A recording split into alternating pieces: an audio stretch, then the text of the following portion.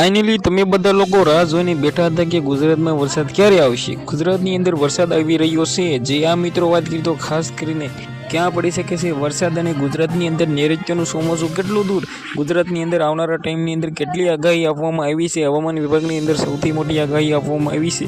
ખાસ કરીને video and સુધી જોતા રહેજો। ચેનલમાં પહેલી વાર આવ્યા હોય તો સબસ્ક્રાઇબ કરીને તમે આ વિડીયો ક્યાંથી જોવો છો, તમારા ગામ, તાલુકા, જિલ્લાનું નામ કમેન્ટ સેક્શનમાં જરૂર બતાવી દેજો, કારણ કે અમને પણ ખબર પડે કે તમે ક્યાંથી જોવો છો ને તમારા ગામની આગાહી અમે જલ્દીથી જલ્દી ભાઈ બતાવી શકીએ। તમને લોકોને ખબર છે કે અત્યારે ગુજરાતની અંદર નૈઋત્યનું ચોમાસું ભાઈ હજી સુધી ગુજરાતમાં બેસ્યું નથી, પણ મિત્રો વાત કરીએ તો ગુજરાતની અંદર બસ 2-3 દિવસની અંદર જ ગુજરાતની અંદર નૈઋત્યનું ચોમાસું ભાઈ બેસી જવાનું છે, આવી જવાનું છે। ગુજરાતની અંદર તારીખ 22, 23, 24ના રોજ જે આ મિત્રો વાત કરીએ તો ગુજરાતની અંદર ભારે વરસાદ પડી શકે છે।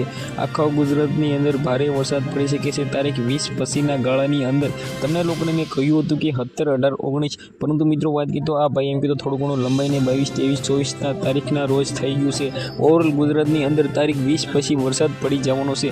ખેડૂત માટે મિત્રો વાત કરીએ તો સૌથી સારા એવા સમાચાર કહેવાય। ખાસ કરીને મિત્રો વાત કરીએ તો વિડીયો બને એટલો શેર કરીને તમારા સગા સંબંધીઓને શેર કરી દેજો, કારણ કે બધા લોકો વાવણીની રાહ જોઈને બેઠા હોય છે કે ગુજરાતની અંદર ક્યારે વરસાદ આવે ને ક્યારે વાવણી કરીએ। ફાઇનલી ગુજરાતની અંદર વરસાદ આવે અને મિત્રો વાત કરીએ તો વાવણી થવાની શક્યતા પૂરેપૂરી તારીખ 20 પછી છે।